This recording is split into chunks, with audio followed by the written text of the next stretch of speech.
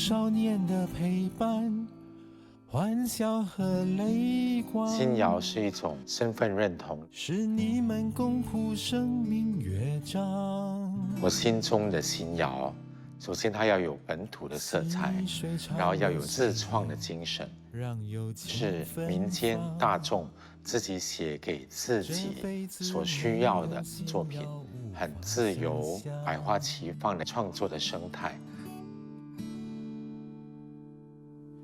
细水长流岁月，让友情芬芳，让心谣一代一代永远的唱。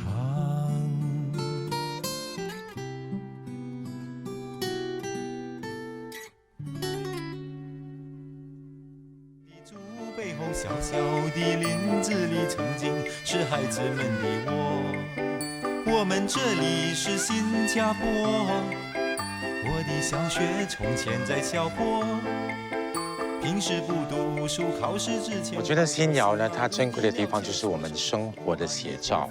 那我就很真实的把我成长的环境、生活的一部分都写在歌词里面。我们都曾一无所有过，现在拥有的不算什么，但是比别人珍惜的多。我们这里是新加坡，我标下金沙等来咯，小小麻雀。在我身后呢，这个是我觉得也是历史的一部分，它是我国第一个在卫星镇所成立的图书馆，当然也是我童年很珍贵的记忆。这条玛格烈道有很多我童年的足迹，向这个方向走进去。我记得那时候每个周末，我和我的邻居玩伴就在里面走得很深入，那是我们童年的窝。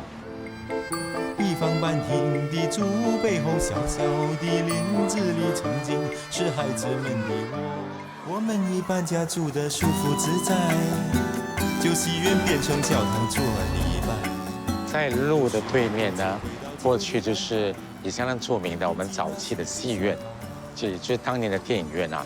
京都戏院和京城戏院，我们在那里看了无数的文艺电影啦、武侠电影啦等等，启发了很多童年的想象。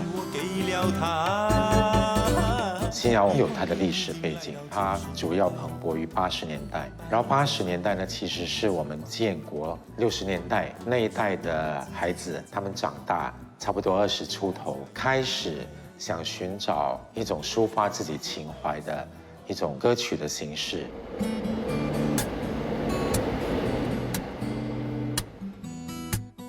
我那个时候新加坡刚好说要盖这个地下铁 MRT， 所以我们就说，我们是还没有露出地面的，我们还在 underground， 所以我们就叫我们地下铁。如果无期限邂逅的台湾，会不会错过地铁站？如果水草当年换了叫吸管，蝴蝶会不会飞过海洋？新谣它是来自于校园年轻人自发的一个运动吧，代表建国之后，经过了一个阶段的婴儿潮之后呢，新一代的人诞生了之后呢，他们需要寻找他们的认同感。关于身份认同，关于文化认同，其实历史资源是一个蛮重要的一个成分。像新加坡派里面说到说60年代的时候国家诞生了，大家会马上会想到那个建国时期的种种的那个历史的画面。爸爸说我出世在60年代，1岁多国家才算诞生出来。那时候没人相信新加坡派，还有人移民海外。旧家的戏院建在。听众朋友大家好，我是歌韵新声主持人林子慧。今天的节目给大家介绍什么歌曲呢？是介绍梁文福的作品《声音》。听一听，我们这一代的声音，让我们告诉你青春的温馨。每一条河都有自己的流向，声音。企图表达呢，就是希望别人可以听一听我们自己的声音，那么可以希望年龄和我们不同的人呢，听一听我们这一代的声音，希望在其他地方的人呢，可以听一听我们新加坡年轻人的声音。新谣是在校园里面萌芽、催生。我的第一首歌录音的歌是写一首歌给你。这是梁文福，他第一次能够吸引到我的注意力，也是因为这首歌。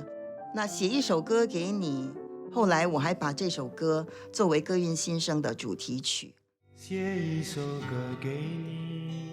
文福他的文化底蕴很深，他有敏锐的观察力，他写出他生长时代周围周遭的一些事物，反映了新加坡这个时代的氛围。一首歌给你。去年我在 Faiz 前面见到阿 Ben， 我讲我的话，他听着他的 Walkman， 我叫他拿下耳机，谈一谈未来从前。他说道理和车声一样令人讨厌。阿 Ben， 他的一个主题是当年的游离青少年，因为社会因为教育分流制度，父母在外面工作，他们当年呢就流连在一些购物中心的一些场所啦。哦，阿 Ben 从来不谈明天，今天有点无聊，明天也不会改变。哦，阿 Ben 从来不谈明天，明天还很遥远，也许也没有明天。在歌词里面提到了一些购物中心的名称，可是媒体在那个年代认为说，这种出现某一个商场名称的就不要去播放了，这样子等于是给人打广告的意思。后来就被禁播了，有点可惜。不过我也觉得它也成为一个话题了，所以虽然它被禁，仍然是蛮多人有印象、注意到的一首歌。文福他很能够用他的文字来捕捉整个新加坡整个改变，他能够捕捉到一些很重要的人民的情感。他一唱出来的时候，大家就觉得说，哦，对啊，我也是这么认为的，我也有这样的这种感动。一晃眼已经来到90年代，爸爸你再唱一遍我的情怀。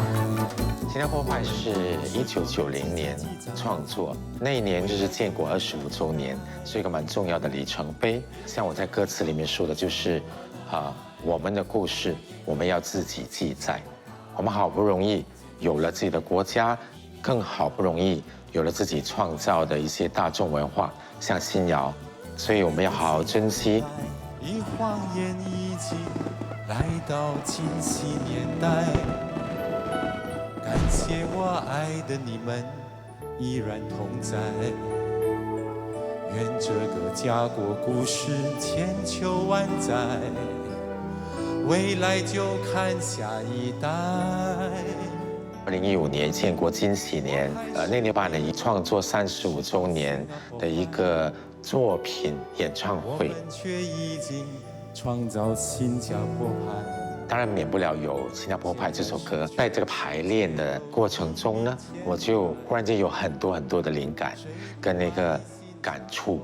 当晚就在当着全场观众的面前，非常新鲜热辣的就唱了那首《新加坡派2.0》。就是新加坡派。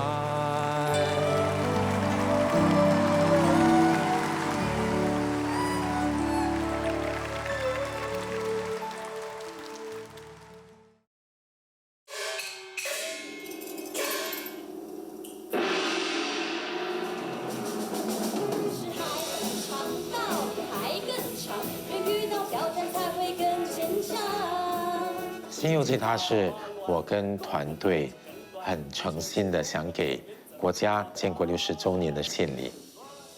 除了说是《西游记》的人物来到了新加坡，里头有新加坡这个新字，更多的是一个创新，以及我们新加坡社会经常做的就是翻新。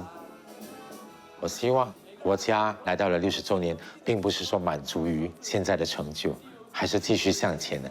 还有一个翻新更新的一个梦想期待，可是又不忘初心。新加坡派的后半部，在我的无论是文学或音乐的作品里面，都有很多家国情怀的一种流露啊。对我来说，这是一种很自然的流露。因为我父亲是记者，很多关于国家的新闻啦、消息啦，我们可以说是经常耳闻目睹的。我们的国父建国总理李光耀先生，当年他宣布新加坡独立的时候，忍不住掉泪的那个记者会，其实原来我父亲也在场。然后当年他也是报社的摄影员，他也参与了拍摄到了珍贵的照片。对我来说，家庭的教育认同跟对国家的认同可以说是同步了。因为我本身是一个很喜欢文学的学生，尤其是唐诗，他的一种审美观、文人的责任感，像杜甫这些诗人，他给我们的影响是很大的。在1990年，当我写了新加坡版，然后就也寄给在美国的周策仲教授。我度过了他的酒窝。在那个回信中，他就提到像新加坡派这类的歌词，他想到了一个词，就是歌史，就是以歌来记录历史。我们这里是新加坡，马海的卡上我。麻雀新竹枝，我常说它是一首有故事的歌，它是从一首广东童谣延伸而来的新谣歌曲。这首童谣，它是我所学的第一首歌。在我很小的时候呢，父亲每次就把我抱着，然后我就贴在他的肩膀上，他哄我入睡嘛，就不断的唱这些广东的童谣。那这首歌在当年前面我特地请了我的父亲到录音室清唱了麻雀仔擔竹枝的廣東童謠。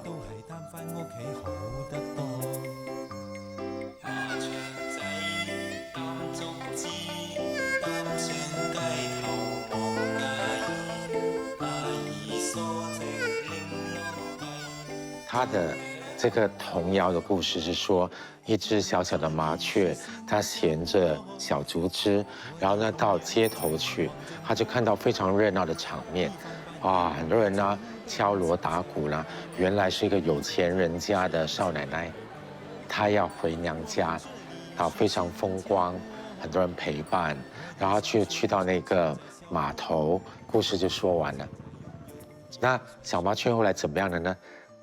没有人给他一个答案吧。等到我长大了，那写了新谣，我觉得就也想为这个小麻雀的故事写一个結局。小小麻雀擔竹枝，都係擔返屋企好得多。最後的兩句是小小麻雀擔竹枝，都係擔返屋企好得多。就當年的小麻雀，我是想跟他說，你別顧着看熱鬧，你別忘了你為什麼衔竹枝，而是要築巢，做自己的鳥窩。我想用它來做一個比喻，就人也需要自己的家園。就我們家的3代，我爺爺呢是從中國南來到新加坡的那一代，我父親在新加坡這個地方成長，獨立後選擇跟我母親留在這裡，成為新加坡第1代的公民。所以我們3代人也等於是一個家庭的故事。這個新謠歌曲主要是華語的歌曲，是我們有講華語運動之後的這個新謠的文本。可是我想把它跟我們的方言的紐帶結合，因為這幾句方言，當年電台、電視台的那個標準原則是有方言的歌曲就不能播放了。這首歌呢被禁了23年，以為永不見天日了。可是來到了2013年，因為一個本地電影用了這首歌，電影導演他爭取向媒體局申請說這首歌能不能夠不要禁呢？媒體局官方的回復是在記錄中，它其實沒有成為禁歌。在8月1日那一天，導演在早上打電話給我說，這首歌沒有被禁了。然後在那一天呢，金傳媒的3個中文台都在傍晚班的時候播放了這首歌，所以也蠻感動的。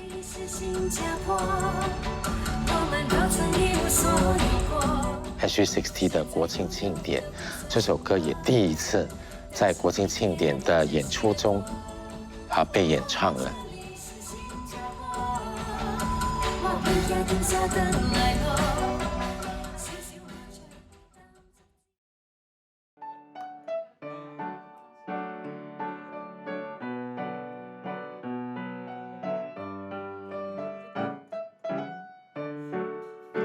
年少时候，谁没有梦？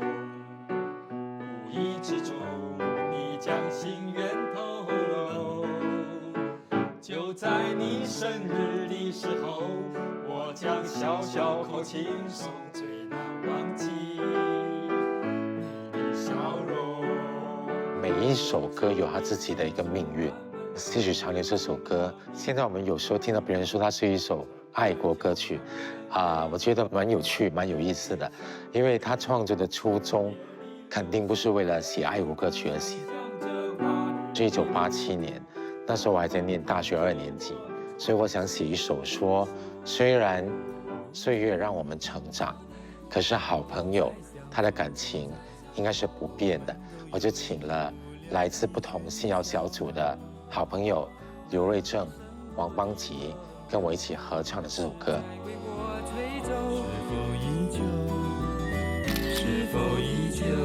因为我们3个人的个性其实挺接近我们有挺健康的形象，对友情我们也挺真挚的。虽然我们不是唱将不过却能够很好的把这首歌的意境给带出来。年少时候，我孩子不懂我唱过任何歌，不过他们就懂我唱过《细水长流》，根本没有想到这么多年后这首歌还在传唱，变成一个人家所说的爱国歌曲是我始料不及的。传唱的最多的是学生，在学校里讲友情，而且是这样的很真挚的，还有画面感的，真的很触动别人。在这样多的信谣歌曲里面能脱颖而出，它有它的必然性。很多人告诉我，他们也很喜欢梁文福的《细水长流》，我去听了，觉得也很有意思。《细水长流》的开头是这么唱的：年少时候，谁没有梦？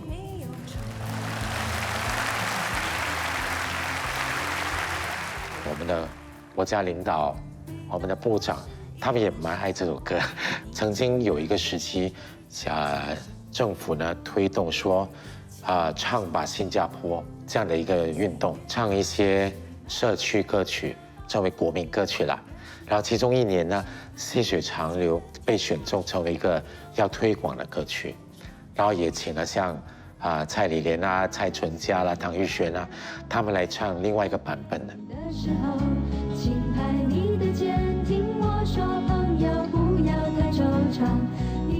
一代一代的不同的版本，它有助于在不同的时间、不同的世代中去推广这首歌，无形中它就成为了像国民歌曲一样。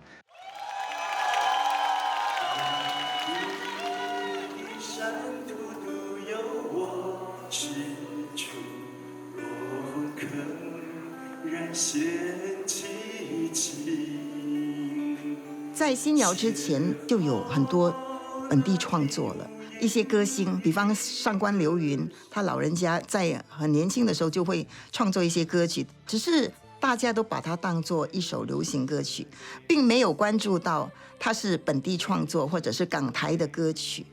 新谣清新的味道引起了广播电视还有平面媒体的注意，这3种媒体呢就构成了一股力量，就逐渐的把这个新谣推广开来。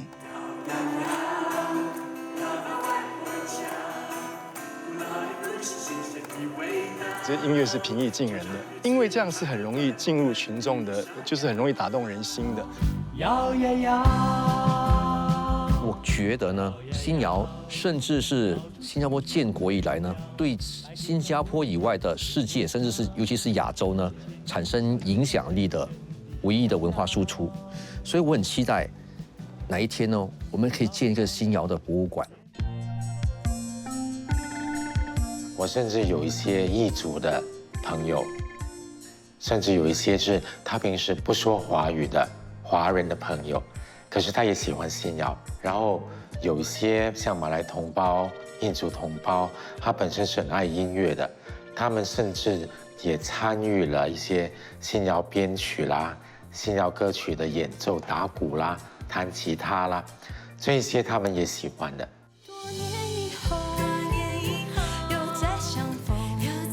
所以在这个层面上，虽然新谣是新加坡主要是华人身份认同，或者说传唱生活的一个文化文本，可是它也是新加坡国民凝聚力有亲和力这样子的一个文化认同的文本。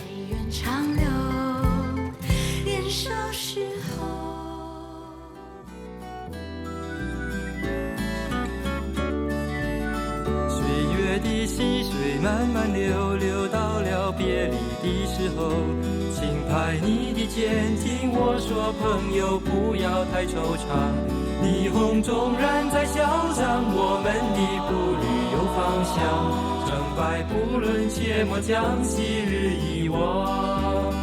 多年以后，又再相逢，我们都有了疲倦的笑容。